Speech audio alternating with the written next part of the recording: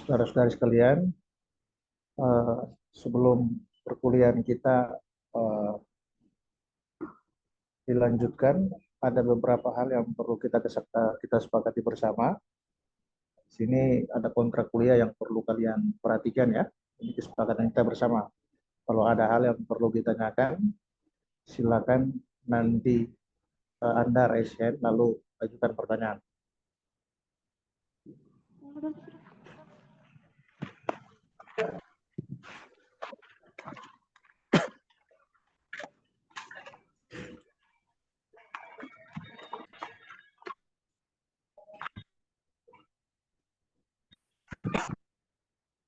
Pas mati kamera tuh. Oke. Oh sih. Jadi perkuliahan kita ini direncanakan maksimalnya 16 kali. Kemudian minimalnya itu 12 kali ya. Itu sudah termasuk UTS maupun UAS. Dan saudara-saudari diwajibkan untuk hadir sebanyak 80% dari jumlah tatap muka tadi.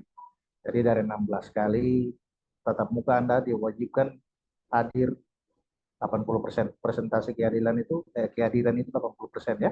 Itu berapa kira-kira itu? 80% dari 16 berapa?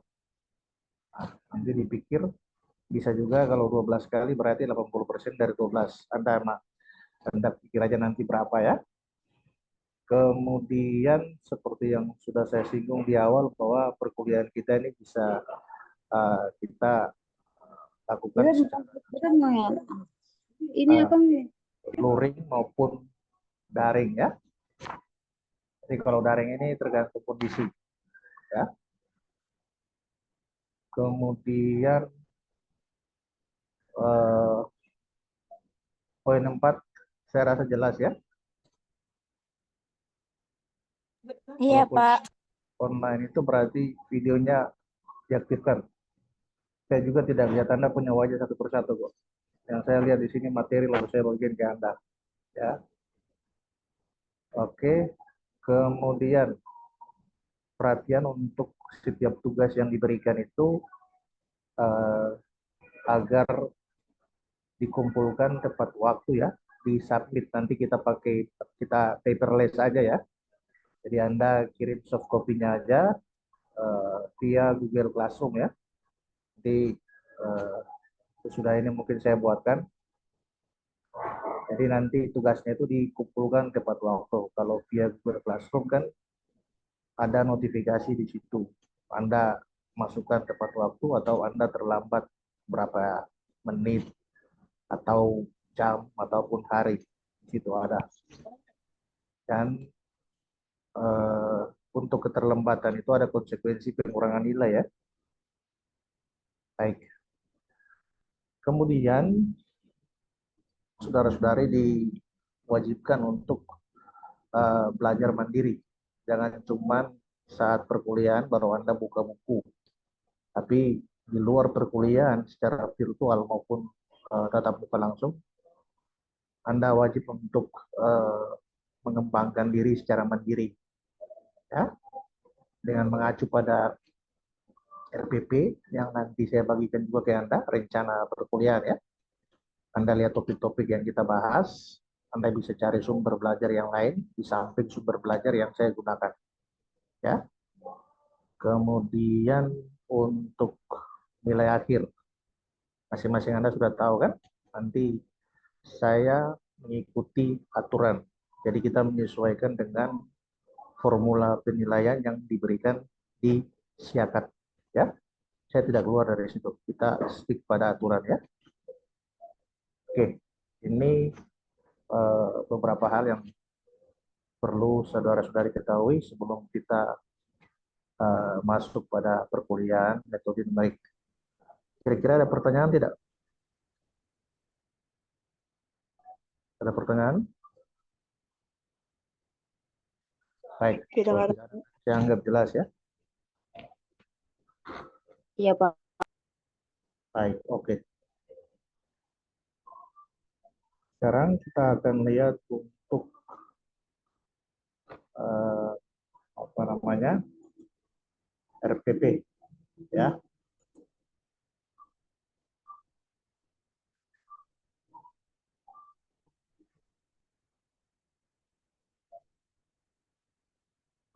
Bentar.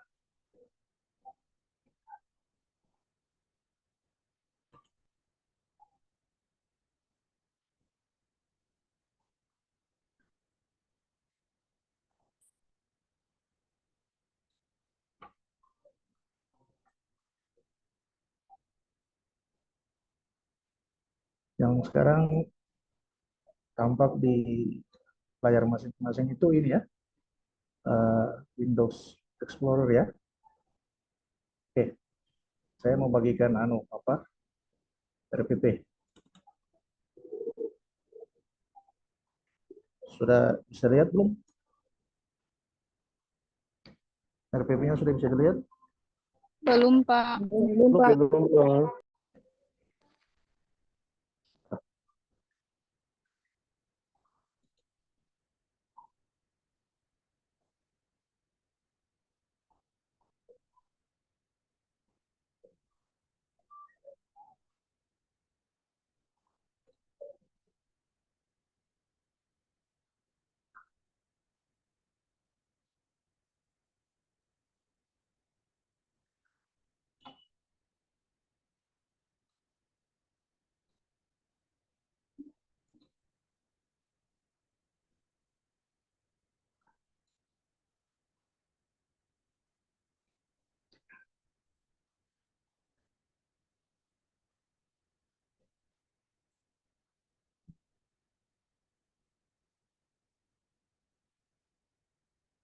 Baik, yang sekarang tampak di layar Anda masing-masing ini RPP ya.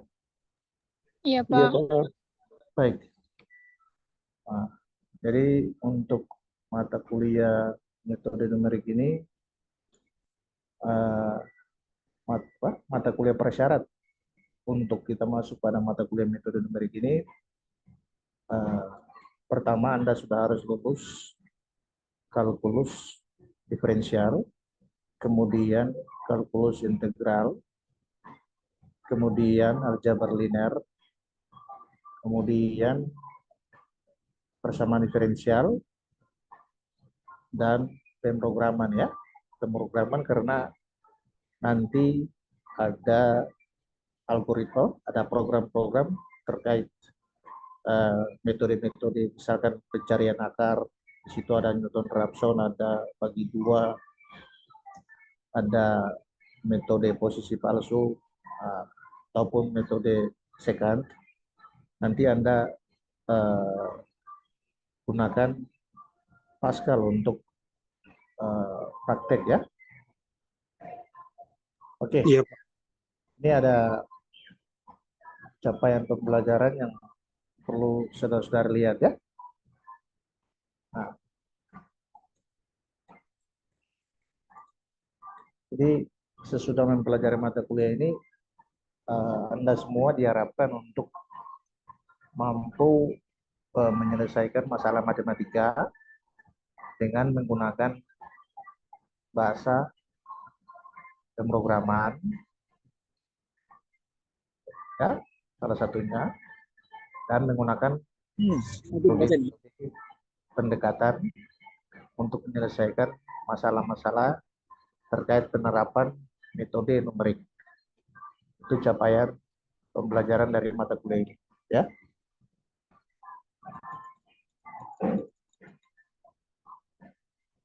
Nah, jadi sebenarnya mata kuliah ini merupakan mata kuliah rekayasa ya, dalam artian bahwa sebenarnya ini mata kuliah yang diajarkan di Fakultas Teknik.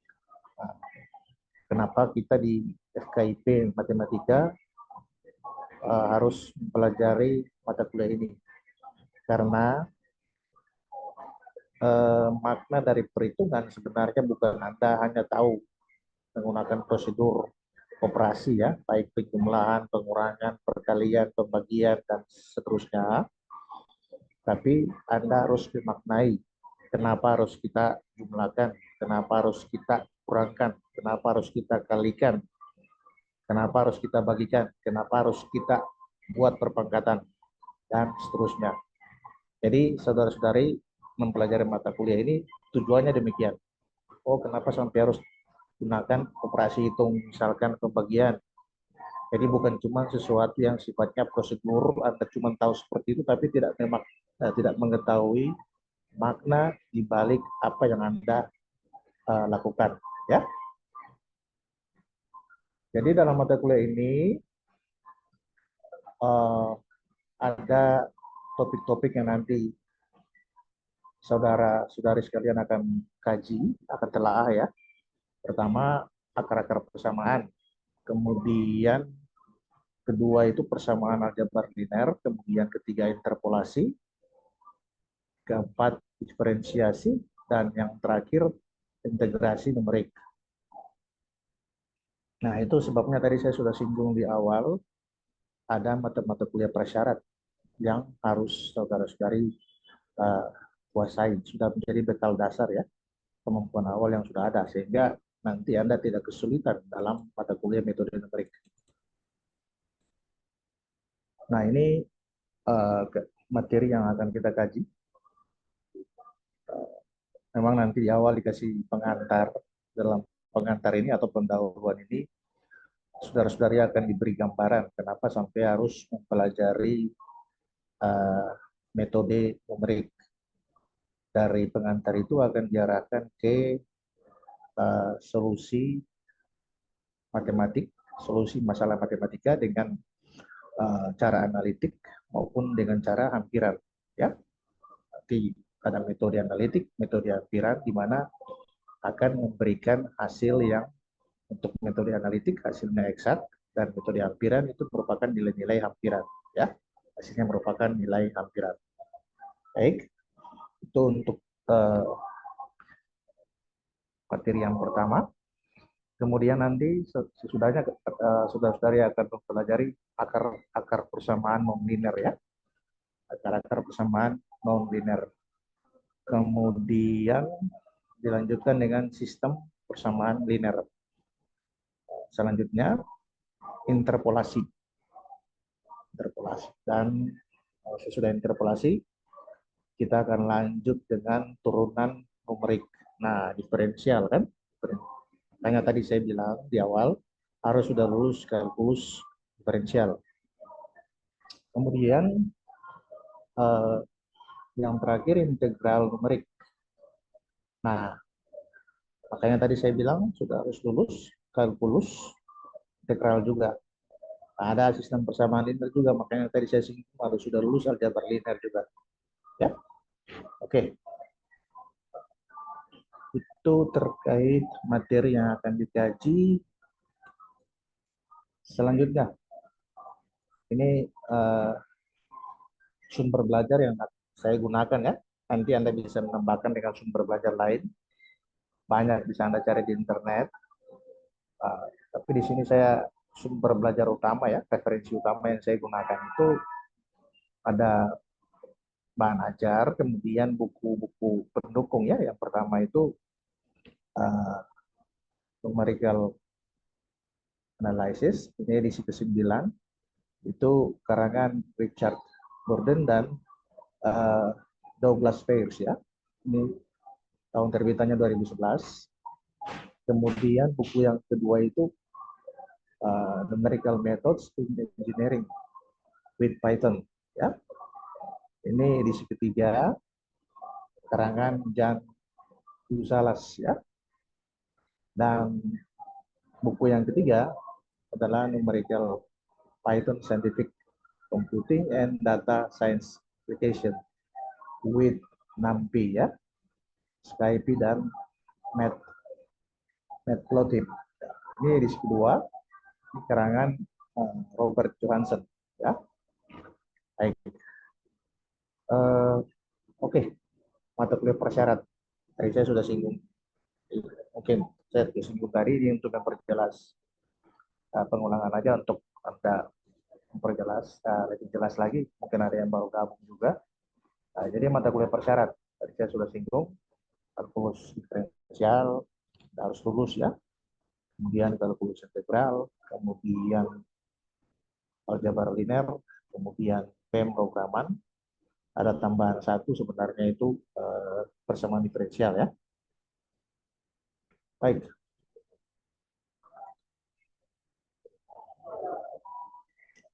Oke, terkait metode perkuliahan nanti nanti saudara diberikan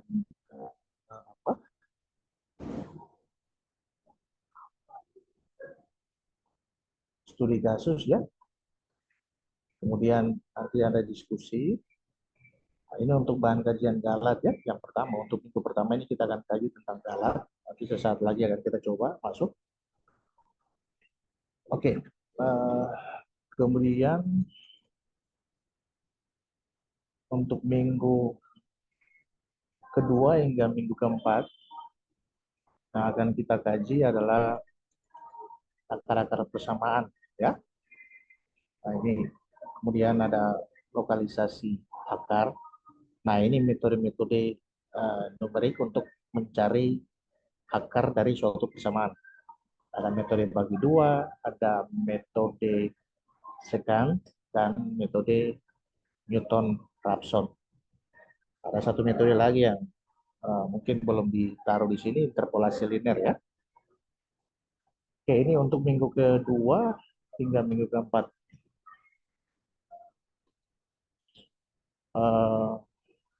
Anda bisa lihat sendiri sub CPMK ya, sub capaian pembelajaran mata kuliah. Ini saudara-saudari diharapkan untuk mampu menyusun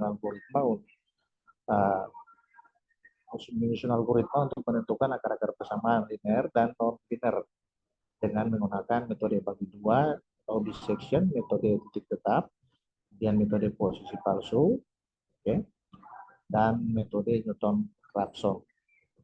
Baik, bisa Anda lihat keterangan tambahan di sini, bisa nanti Anda lihat sendiri. Kemudian untuk minggu kelima hingga minggu ke-6 kita akan kaji tentang sistem persamaan linear.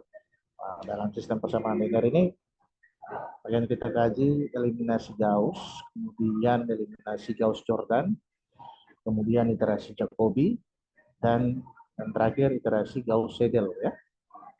Gauss-Seidel. Baik. Untuk minggu ke-7 hingga minggu ke-8 itu kita akan kaji tentang interpolasi ya. Lebih rincinya itu interpolasi Newton. Dalam interpolasi Newton ini akan digaji interpolasi Newton forward, kemudian interpolasi Newton backward, kemudian interpolasi Lagrange, dan interpolasi spline. Ya. Nah, sesudah interpolasi ini, saudara-saudari akan diuji ya, diuji lewat UTS ya, ujian tengah semester. Baik, itu untuk di minggu ke-9 ya. Minggu 9 nanti ada UTS. Kemudian minggu ke-10 hingga minggu ke-12 itu nanti dilanjutkan oleh Pak Taufan. Kita akan kaji tentang ini, diferensiasi numerik. Kemudian kita akan kaji tentang ini ya, diferensiasi numerik. Jadi dalam diferensiasi numerik ini akan diulas diferensiasi numerik dengan Newton forward difference, kemudian diferensi numerik dengan Newton backward ya, Newton backward difference, dan diferensiasi numerik dengan metode Lagrange ya. Kemudian untuk minggu ke-13 hingga minggu ke-15 ini akan kita kaji tentang integrasi numerik. Nah, dalam integrasi numerik ini akan saudara-saudari pelajari integrasi numerik dengan metode trapesium ya, atau trapezoid, kemudian integrasi numerik dengan metode Gambar apa atau Balen? Simpson ya, Torrent Simpson. So, Simpson ini ada terbagi lagi sebenarnya, Simpson sepertiga, 2/3, dan seterusnya. Kemudian integrasi numerik dengan Masih ada habis RKK masih ada small group lah yang 8 menit itu udah dipermakan. Iya, KKR habis small group. Rumah tolong bisukan. halo, siapa yang kalau ngomong yang tidak ini matiin apa? Di mute mikrofonnya ya. Baik. Sesudah integrasi numerik ini, maka kita akan sampai pada ujian akhir semester ya. Oke. Untuk RPS-nya jelas ya? Ada pertanyaan? Ada pertanyaan tidak? Udah ada Pak. RPS-nya jelas, Pak. Jelas ya? Jelas toh? Iya, Pak. Baik, lanjut. Pak.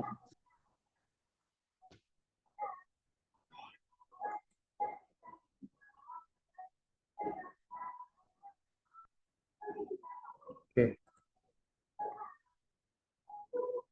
Kita akan masuk untuk topik yang pertama. Kita masuk ke pendahuluan dulu. Dalam pendahuluan ini akan kita ulas tentang kenapa sampai perlu dipelajari metode numerik ya.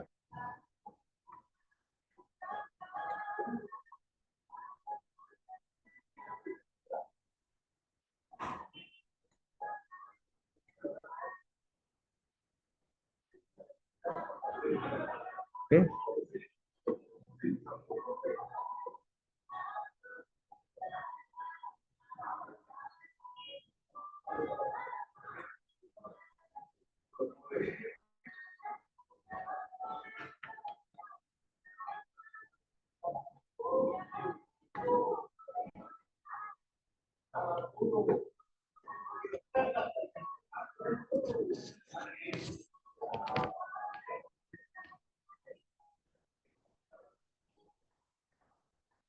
Bentar ya.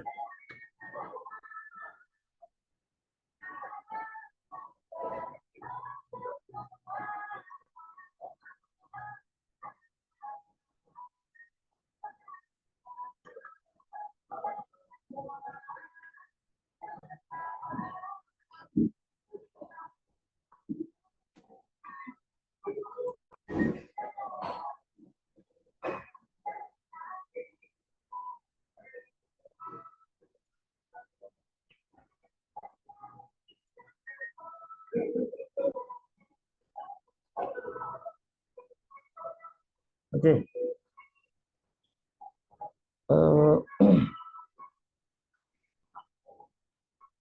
Nah, ini pertanyaan pemantik. Kenapa sampai kita perlu mempelajari metode numerik? Alasan apa sampai kita perlu mempelajari metode ini? Nah, pertanyaan ini saya simpan. Anda nanti pikirkan jawabannya sesudah kita bahas beberapa hal, beberapa masalah di awal-awal ini, sehingga itu menstimulus Anda untuk berpikir alasannya apa ya. Baik, coba kita lihat. Yang Anda lihat ini apa? Jembatan, Pak. Jembatan. Jembatan, tak? Menurut kalian kalau buat jembatan ini perhitungannya bagaimana? Apakah cuma hitung-hitung apa ya, kayak biasa seorang arsitek menggambar, kemudian ada ukuran-ukuran yang digunakan dan sebagainya ya. Nah, makanya tadi saya bilang ini kan mata kuliah di Fakultas Teknik ya, utamanya teknik sipil ya. Oke. Menurut kalian perhitungan yang digunakan untuk membuat jembatan ini apakah perhitungannya sederhana? Hah? Coba Anda lihat. Tidak, Pak. Ini Itu pasti Pak, memerlukan yang analisa, Pak. tiang-tiang dari jembatan ya, tiang-tiang penyangga ya. Nah, ini kan ada perhitungan semua.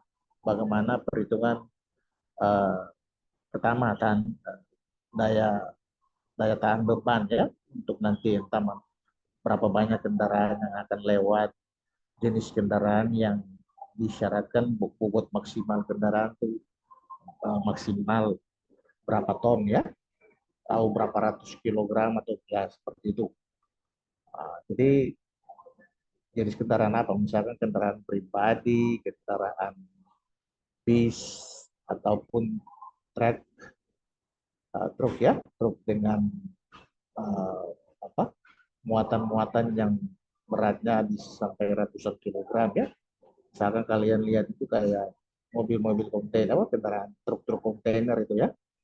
Nah, pasti mereka akan memperhitungkan itu. Yang merancang jembatan ini akan memperhitungkan faktor-faktor itu. Daya tahan terhadap beban yang akan di ini pada jembatannya, daya tahan terhadap beban yang akan diberikan pada jembatan ini. Kendaraan yang lewat, berapa banyak jumlah kendaraan yang lewat. Selanjutnya daya tahan terhadap fenomena alam yang tidak terduga ya, semacam gempa bumi. Kemudian misalkan ada misalkan bahan apa yang digunakan untuk membuat jembatan. Apakah dari baja, ketika baja memuai itu pasti ada ada batasan-batasan keregangan ya dari bahan yang dibuat ini ya. Kan biasanya memuai, baja juga kalau kena panas kan memuai.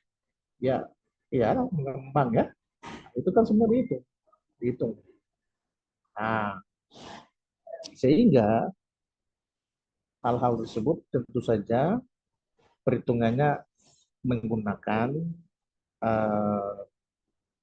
perhitungan matematis, menggunakan hukum-hukum fisika, ya kan? Nah, itu kan masuk di bidang kajian fisika ini, atau matematika terapan lah.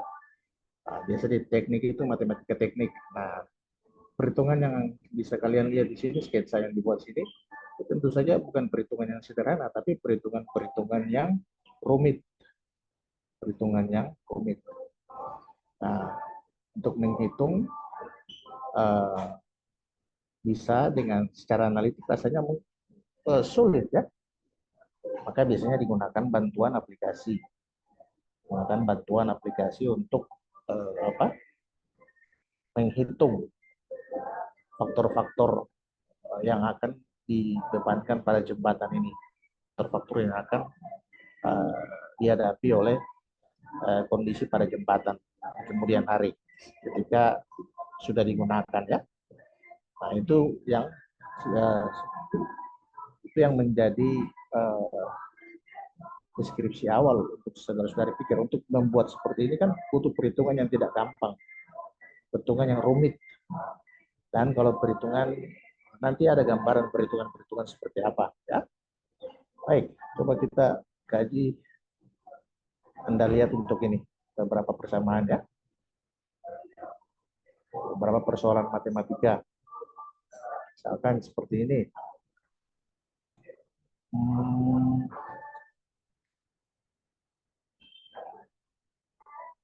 Coba Anda lihat persamaan yang pertama. Kira-kira akarnya berapa? 23,4 X pangkat 7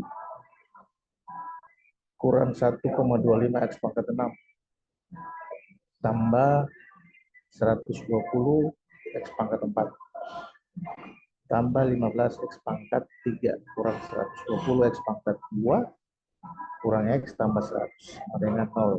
Saudara-saudara diminta mencari akar-akar. Ini kan persamaan polinom cukup banyak karena pangkat tertingginya kan besar ini, sampai derajat 7 ya kan, cukup banyak ya polinom ya.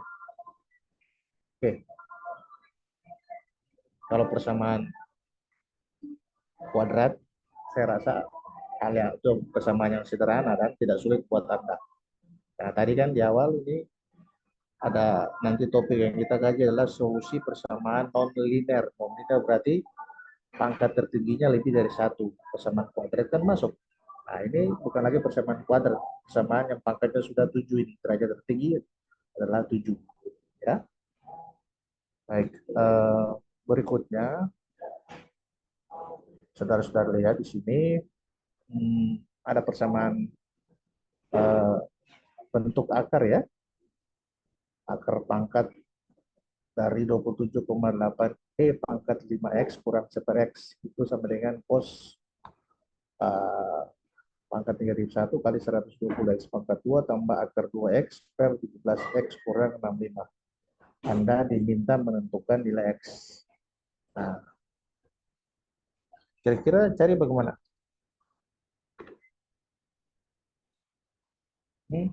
Alvaris, seperti Pilohi. Bagaimana kira-kira? Atau Marta Wuri Timur? Nanti ada persoalan integral juga. Anda bisa lihat di persoalan ketiga ya. Ada perhitungan integral. Anda hitung nilai integral. Integral apa tuh? Tentu ya, ada batasan. Dari 1, berapa tuh? 2 sampai 2,5 ya. Nah, ini kan Iya, Pak. cobaan terapkan. Hitungnya bagaimana nanti?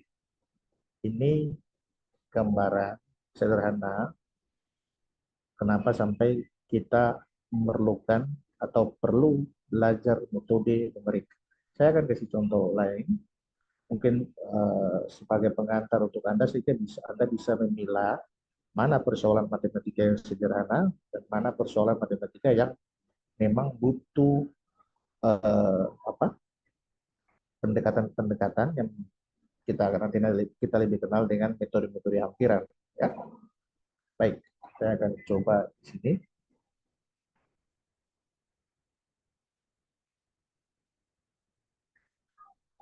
Bentar ya.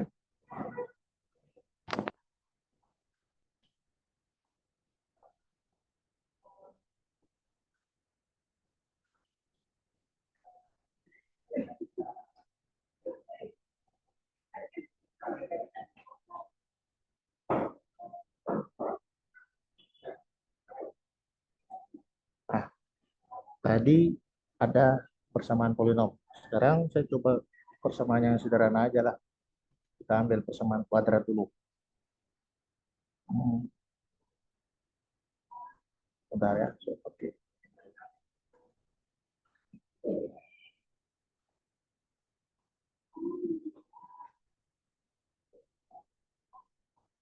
Misalkan kita punya persamaan x pangkat 2 tambah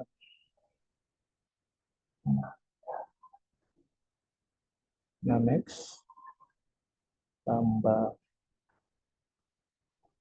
8 sama dengan 0. Gampang dong? Gampang ya? Akarnya berapa? Andreas ya, hai. Akarnya berapa itu? Akarnya itu Berapa? X. Enggak, kedengaran ini. Bentar, Pak. Setting ini dulu.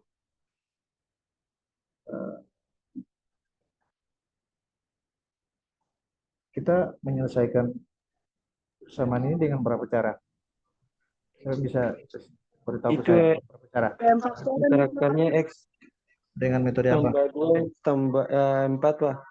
Ya, Jadi X itu negatif 2. bisa. Kemudian metode pemfaktoran. Iya, Iya, kan? metode pemfaktoran, Pak. Iya, Pak. Kemudian melengkapkan kuadrat sempurna. Iya. Dan berikutnya adalah Rumus ABC, Pak. kuadrat atau yang biasa kalian kenal dengan persamaan ABC ya. Iya, kan? Kita Iya, Pak. gunakan apa namanya metode melengkapkan kuadrat sempurna jika apa? Nah, bentuk umum persamaan kuadrat. Kuadrat itu apa dulu? AX kuadrat tambah BX tambah C sama dengan 0. Kan? Tambah C sama dengan 0, iya, Pak. Melengkapkan kuadrat jika B-nya itu tidak bisa diuraikan. Ya kan? Ya kan? Diuraikan itu maksudnya begini.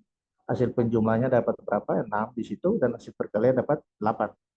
Sehingga ini yang kita bisa, ini bisa difaktorkan tidak? Bisa ya? Bisa, Pak. Bisa. Oke. Pak.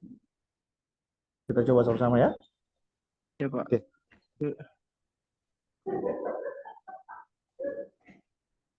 Buat ini jadi X. Cari Tambah 12. Nah, hasil jumlahnya 6, hasil perkaliannya 8. X tambah 2, X tambah 4, Pak. Tambah berapa? 2 X bisa? tambah X tambah 2 kali X tambah 4, iya, Pak. Sama dengan 0. X dengan Jadinya X-nya itu negatif 2 0. atau X-nya itu sama dengan negatif 4, Pak. Oke. Yang pertama, X X-nya negatif negatif 2. 2 tahu atau X-nya sama dengan negatif 4, Pak. 4. Sehingga himpunan akarnya itu negatif 2 dan negatif 2 4. dan 4, Pak. Oke, kita selesaikan dengan cara pemfaktoran ya. Itu sederhana. Iya, Pak. Saya cobain dulu.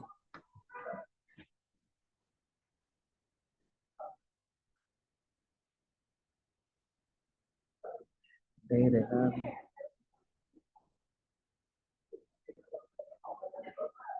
faktoran. Ada cara yang lain juga. 8 kuadrat sempurna. Itu sudah dibahas di matematika SMA sudah ajar ya. Matematika sekolah juga mata kuliah kajian matematika sekolah ya. Kajian Iya, Pak. matematika sekolah 2 kalau enggak keliru ya. Oke. Ini gampang. Sekarang saya kembali ke sini.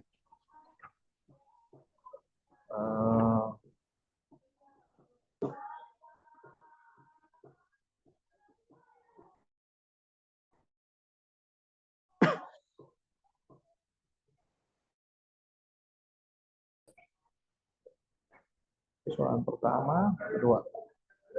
Ini X pangkat begini aja lah, jangan banyak-banyak. Kecil dulu dah. Tambah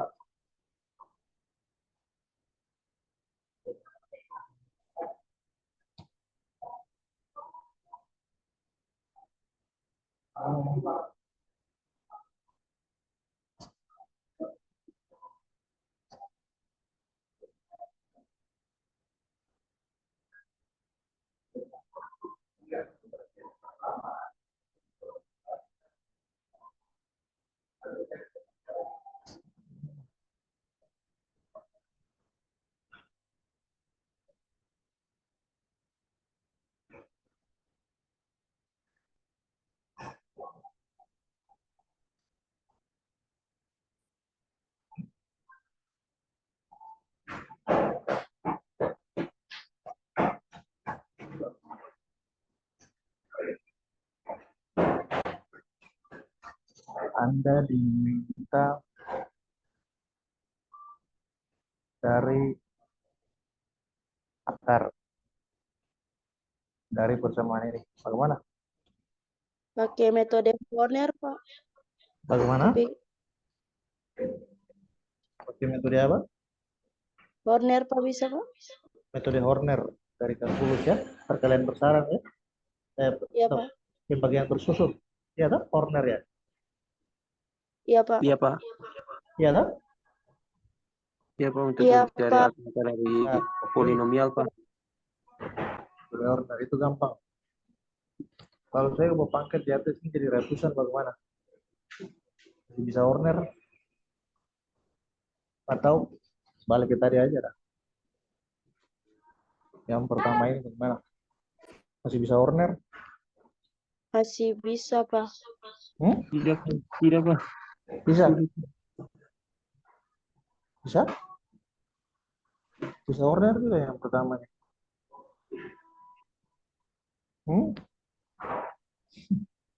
Bisa tidak?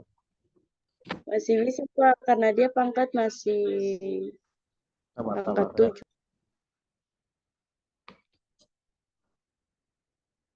Tidak bisa? Tidak bisa kan? Tidak bisa, Pak. Yes. Oke. Maka kita butuh metode lain, metode ampiran. Karena persoalan kayak begini, paham kan? Kayak tadi di awal saya punya pertanyaan itu, kenapa kita pelajari metode memberi. Paham ya? Nah, contoh persederhanaan ini persamaan yang pertama. Oke. Sekarang persoalan integral. Saya coba kasih.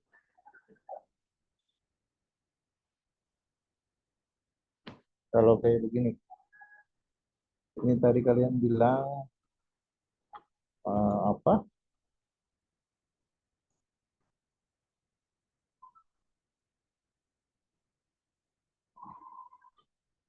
Tapi metode Horner ini juga saya masih pikir-pikir ya. Saya tidak ya. Metode Horner. Oke lah, saya tampung dulu. Oke. Balik ke sini.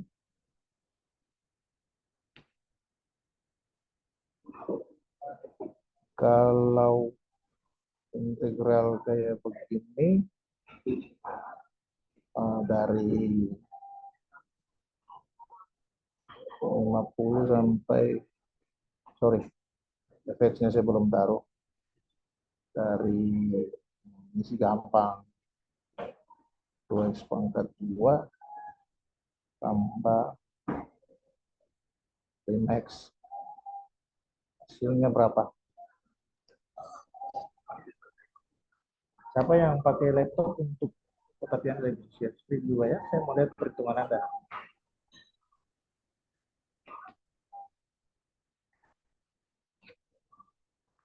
Hasilnya berapa tuh?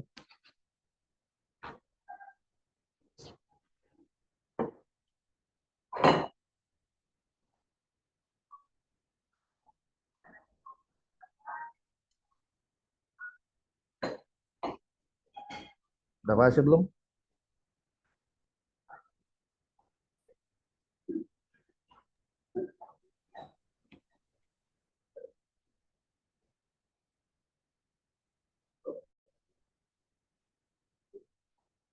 Bisa saya buat begini tidak? Integral dari ini, sorry, 2x pangkat 2 Tambah dengan boleh buat begini tidak? boleh Pak. Boleh ya? Boleh atau tidak boleh? Boleh Pak. Boleh ya? Iya Pak. Integral itu. Kalau nanti jadinya kan tinggal ini 2/3 ya? X pangkat 3? Iya 2/3 x pangkat 3 Pak. 2/3 X pangkat 3 ya? Iya Pak. 2/3 x Iya, pangkat 3 2/3 X x pangkat pangkat 3. 3 dengan batas atas Hah? 70, batas bawah 50, batas atas 75 Pak. Lalu Ditambahkan ini lagi berapa? 5/2 X pangkat 5 2 per ya? 2 x pangkat 2 Pak. Oke. 5 per 2 x pangkat 2 dengan batas bawah 50, Oke. batas atas 75 Pak. Nah, itu sih gampang. Nanti tinggal kalian dapat hasilnya lalu ini. Iya Pak. Cari. Iya kan? Iya Pak. Oke. Ini Sekarang titik-titik. kalau saya buat kayak begini. Masih persoalan yang sama.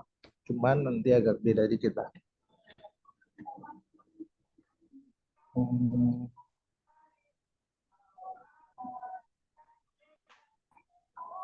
Saya boleh pakai yang sama tidak ya? Oh iya, enggak apa-apa pakai gini aja lah. Tapi efeknya berubah dikit.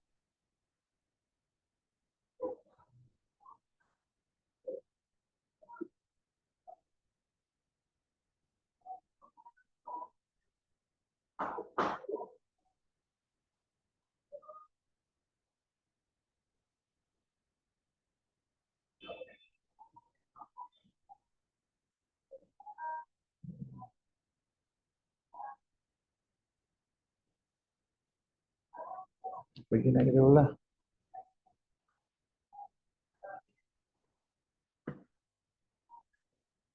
Cari hasilnya.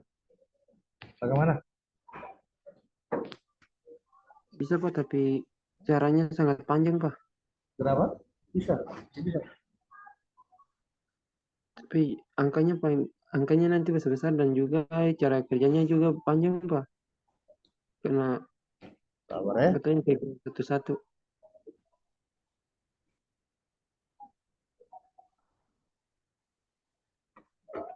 Bentar. Oh,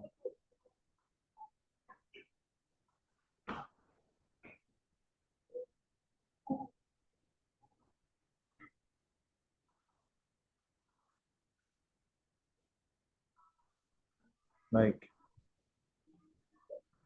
Agak sulit ya. Iya agak sulit Pak. Yang pertama ya. Ya, Kak. Kira-kira butuh pendekatan numerik tidak? Butuh, Pak. Butuh Pak. Nah, persoalan yang berikut ini, yang ini kita butuh pendekatan Metode numerik. numerik Pak. Kayak gini.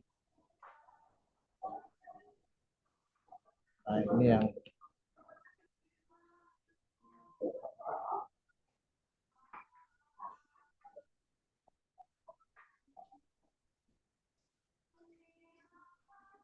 penggunaan metode Numerik Pak. numerik. Ya, nah, memang Anda cari aja pangkatnya sudah besar begini. Iya toh? Pendekatan numerik, baru nanti dengan bantuan aplikasi. Nah, itu baru bisa dapat nilainya. Tapi ini harus ditentukan dulu batas kesalahan relatif, alat relatifnya berapa. Nah, karena ini nanti solusinya kan nilai-nilai pendekatan, bukan nilai eksak. Nah, nanti kita masuk di solusi persamaan nonlinear akan kita kaji lebih jauh. Nah, ini sekitar gambaran. Sudah bisa paham ya? Saya kembali ke sini. Kenapa? Kenapa sampai kita pelajari ini? Saya sebentar dulu. Kalau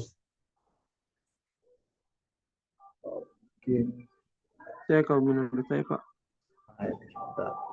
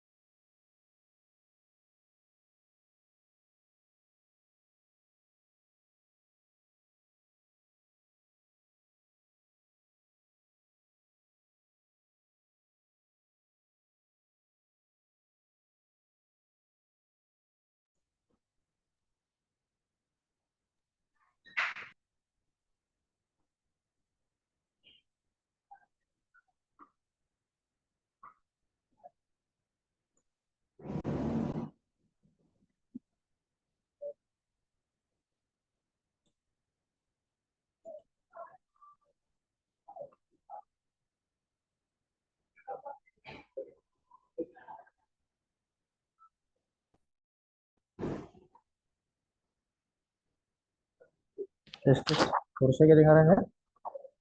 Oke. D. Dengar, Pak. Oke, baik. Kembali ke sini.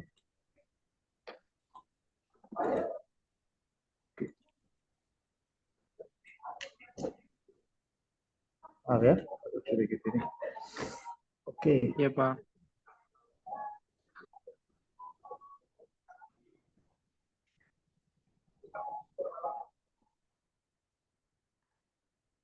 Kembali ke sini. Yang sekarang nampak di ini kan ini ya, PPT materi saya ya. Iya, Pak. Iya, Pak, di slide yang mengapa mempelajari metode numerik nih, Pak. Baik. Nah, sudah dapat jawaban belum? Sudah, Pak. Sudah, Pak. Nah, kenapa?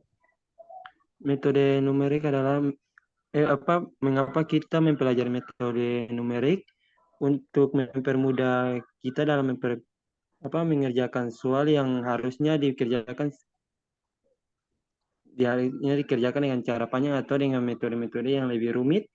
Dengan mempelajari metode numerik ini dapat mempersingkat dan juga mempermudah kita dalam pekerjaan, Pak, dalam mengerjakannya, Pak. Oke, bagus. Oke, bagus. Tadi siapa? Andreas ya? Iya, Pak. Oke, bagus.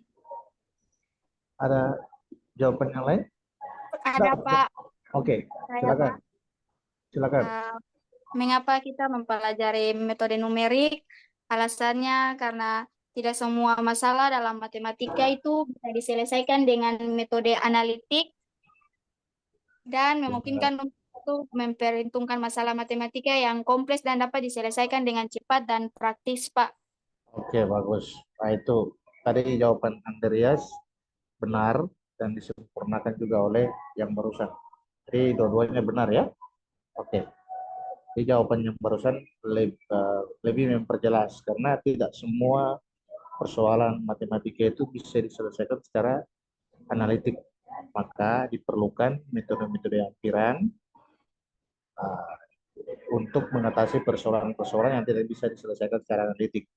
Untuk itu kita perlu mempelajari metode numerik karena metode-metode ampiran tersebut diulas, dikaji dalam metode numerik. Ya, oke. Saya rasa itu jelas. Nah, jawabannya itu ini sini aja. Nah, tadi jawaban dari itu sudah benar. Karena tidak semua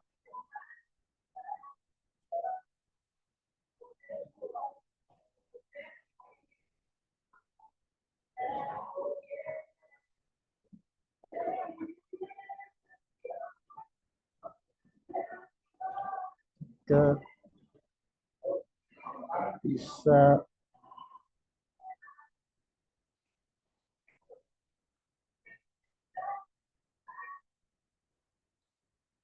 cara analitik.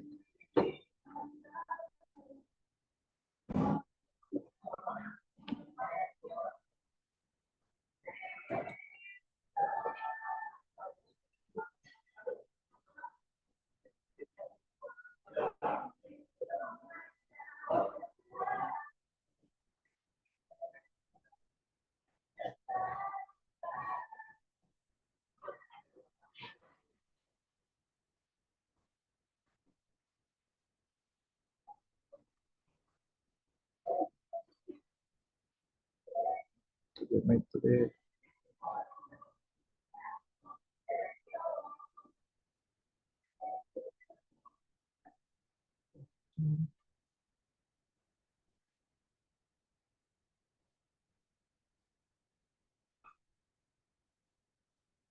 ya, itu jawabannya sudah kalian ini ya.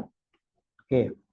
Jadi dalam menyelesaikan masalah matematika itu ada dua cara atau dua metode yang kita gunakan.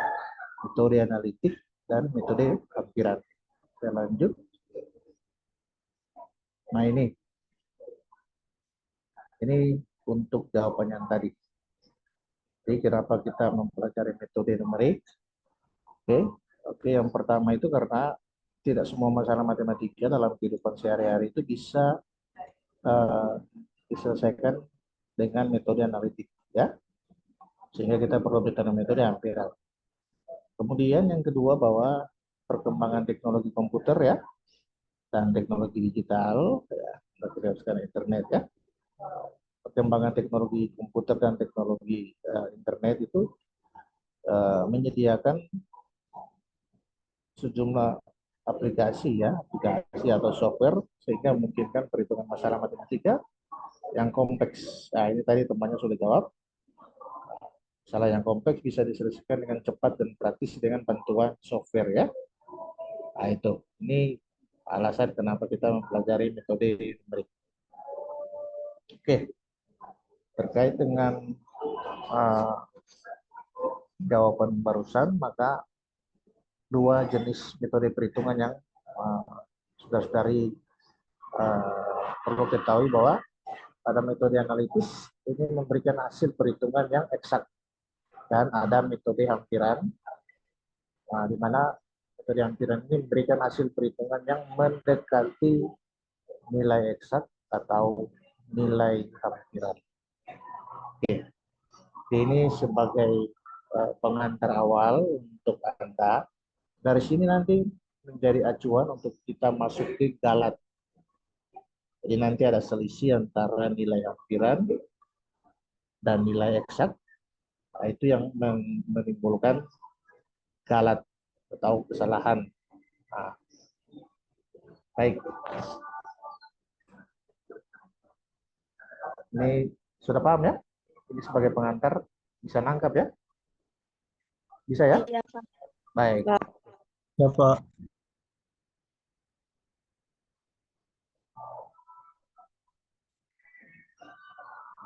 Oke.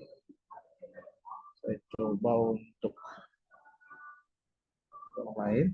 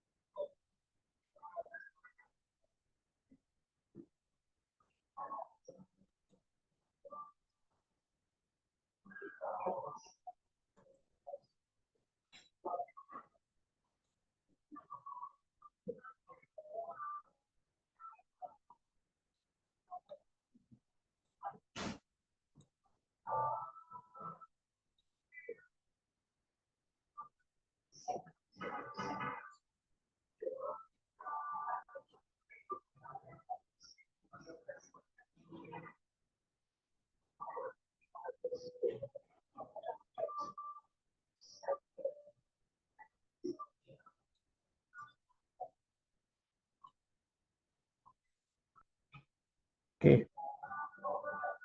Kita ulas sedikit tentang galat. Ya. Sekarang yang nampak di Anda punya layar kan galat ya? Ciri galat ya? Iya, Pak. Iya, Pak. Baik, oke. Iya.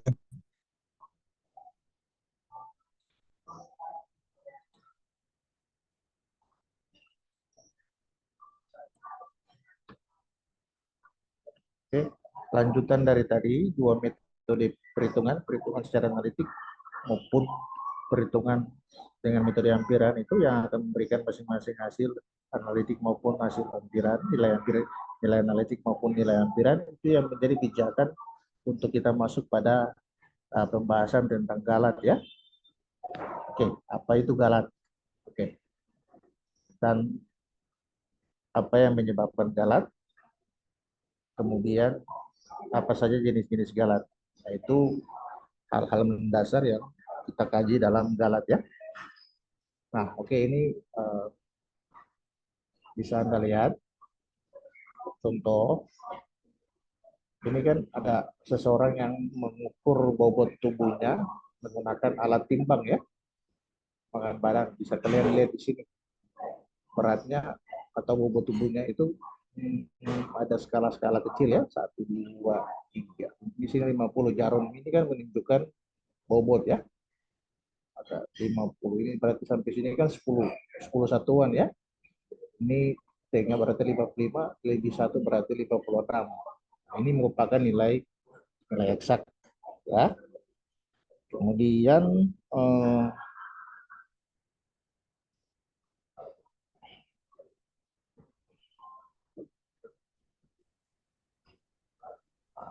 kalau kayak gini kan gimana kecepatannya? Tidak seperti kasus timbangan badan tadi. Ini speedometer dari kecepatan sebuah sepeda motor ya. Iya, Pak. Berapa kecepatannya? Kecepatan berapa ini? 70, Pak. 70, Pak. Yakin 70? Alasannya? 72, Pak. Yakin 72.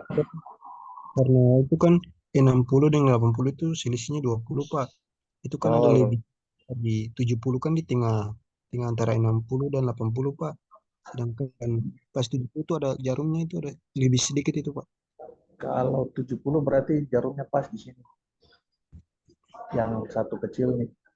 Tidak, Tapi kan Pak. Itu bukannya, Pak. Kalau 70 pas itu jarumnya di tengah. 72, Pak. 70 pas berarti di sini ya. Oke. Iya, Pak. Hampir. Bisa 70, tapi kayaknya enggak lebih dikit dari 70 karena coba perhatikan. Iya, Pak. 71. 72, Pak. Ada 71, ada yang bilang Hampiran. 72. Oke, Hampiran karena 70. itu baik. Bisa jawabannya apa? Kecepatan sepeda motor. Bentar.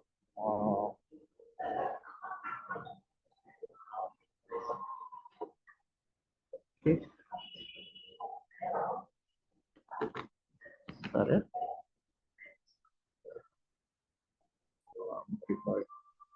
Seperti ini aja.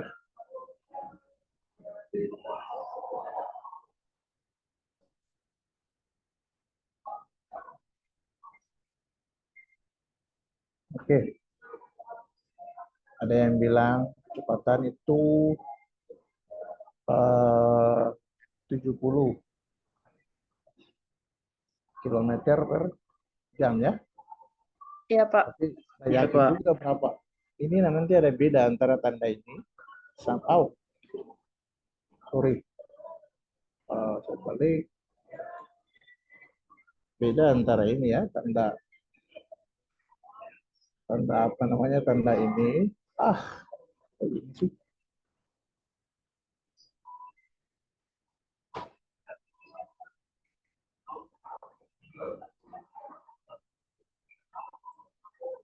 Nah, bedanya di sini antara tanda ini pesawat.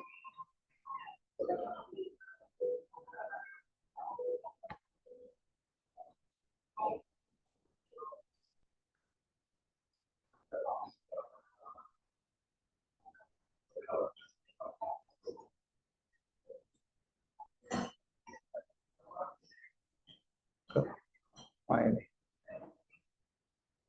apa? Nanti ada beda antara penggunaan tanda ini sama dengan dan tanda mendekati. Ini kan kalian tidak yakin dia berapa. Kalau tadi sama dengan 56 ya. Kita gunakan tanda sama dengan karena memang menunjukkan jarum dari alat timbang itu menunjukkan pasti tepat pada apa namanya skala yang kita hitung itu 56 ya. Tapi ini kan kita nggak tahu berapa. Maka kita pakai yang ini. Kecepatan itu kira-kira, sederhana begitu. Kira-kira. Ada yang bilang juga kecepatan itu 71 km per jam. Ada juga yang bilang kecepatan itu kira-kira 72 km per jam.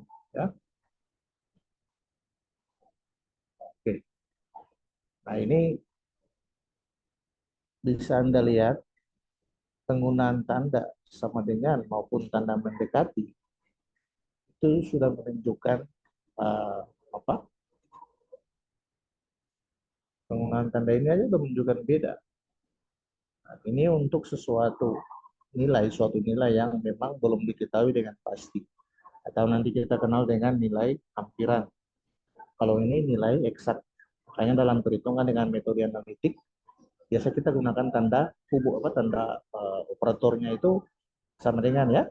Sementara untuk tanda operator ini di yang kiri ini untuk nilai yang belum diketahui tepat berapa, besarannya berapa, besar benar berapa ya, itu nilai hampiran ya. Oke, baik.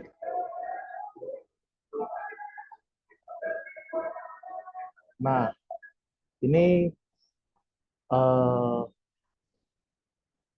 kita akan lihat nilai hampiran maupun nilai eksak. Nah, seringkali kasus ini terjadi pada penggunaan nilai pi.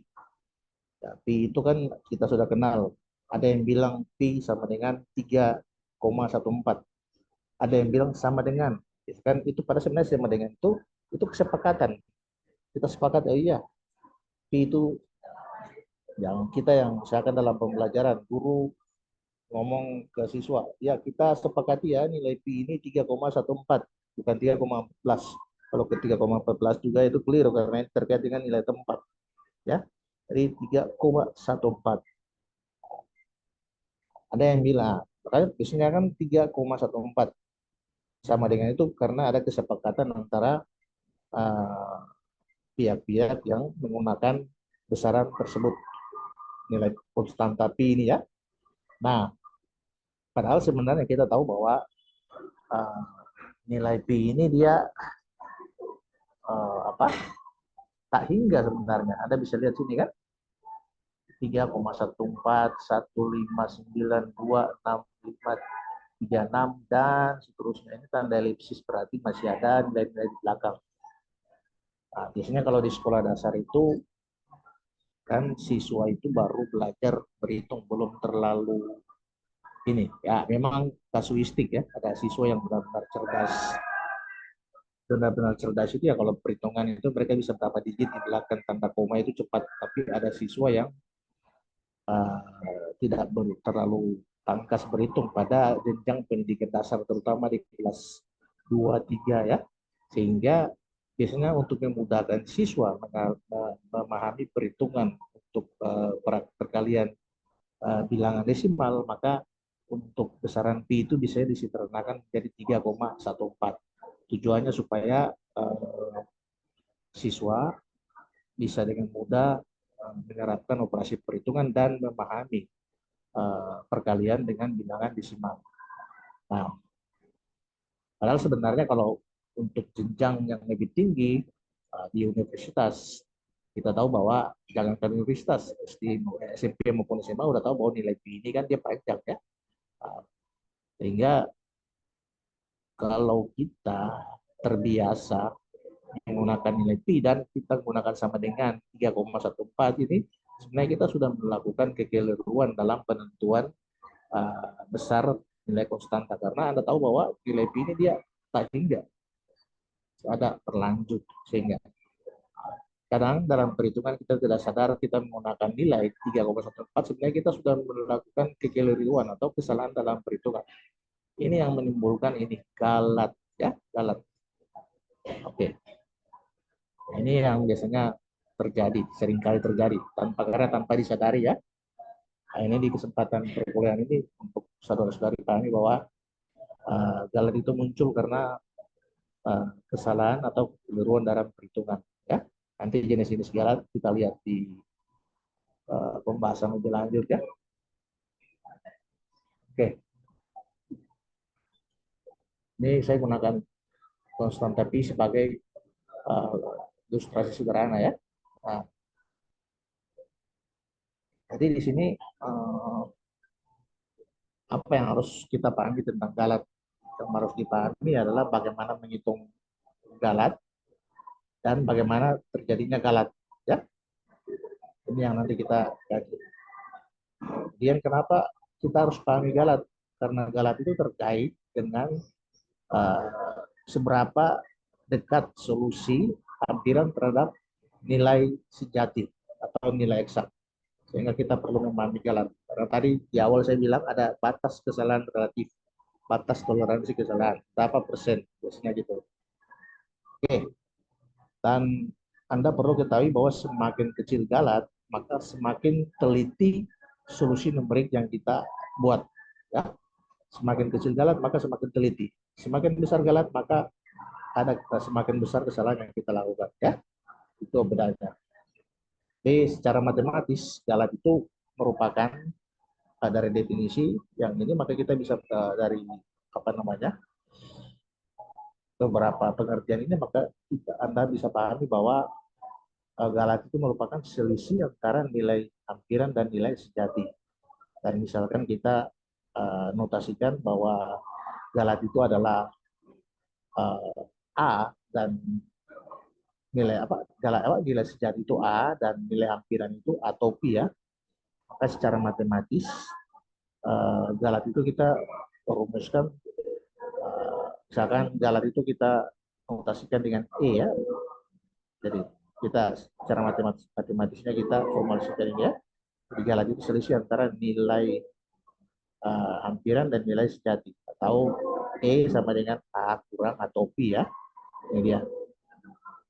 Nah, nanti di pertemuan berikut kita kaji lebih jauh ya terkait galat ini ya.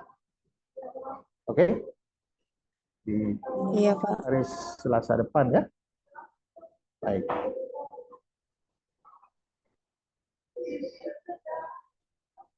Nanti di screenshot dulu, di screenshot apa namanya kehadiran supaya saya isi di siakat ya. Nanti silakan yang bertugas siapa?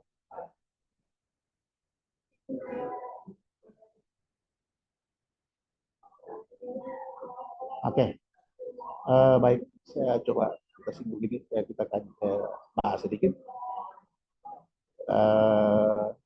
Jadi galat itu kita definisikan sebagai selisih antara nilai sejati dan nilai hampiran ya. Contoh sederhana untuk Anda pahami galat ini dari definisi ini, kita misalkan kita punya nilai hampiran dari suatu perhitungan ya. Misalkan nilai hampiran itu 10,5. Sementara nilai eksaknya itu 10,45. Sini saya sengaja taruh nilai ini. Maka galat yang kita peroleh dari perhitungan ini adalah ini ya, A topi kurang A biasanya kurang A topi, atau nilai sejati kurang nilai hampiran. Jadi 10,45 kurang 10,5 jadinya negatif 0,05. Nah, yang perlu Anda paham bahwa galat ini bersifat absolut, dalam arti bahwa tanda negatif ini diabaikan dalam perhitungan galat ya. Jadi bisa diabaikan dalam perhitungan ya. Misalnya kita pakai konsep nilai mutlak absolut ya. Tanda negatif bisa diabaikan. Jadi untuk perhitungan ini bisa kita dapatkan besar galat itu 0,05 ya.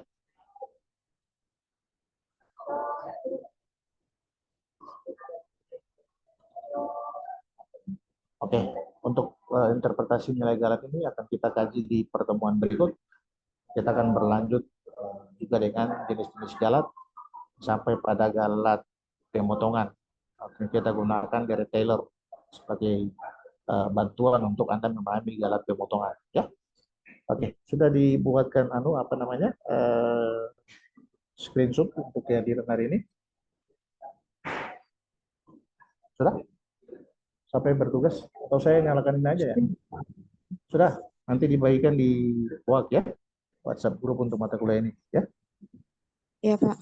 Baik, oke. Jadi saya rasa untuk pertemuan ini kita bisa sudahi dan akan kita lanjutkan Selasa depan.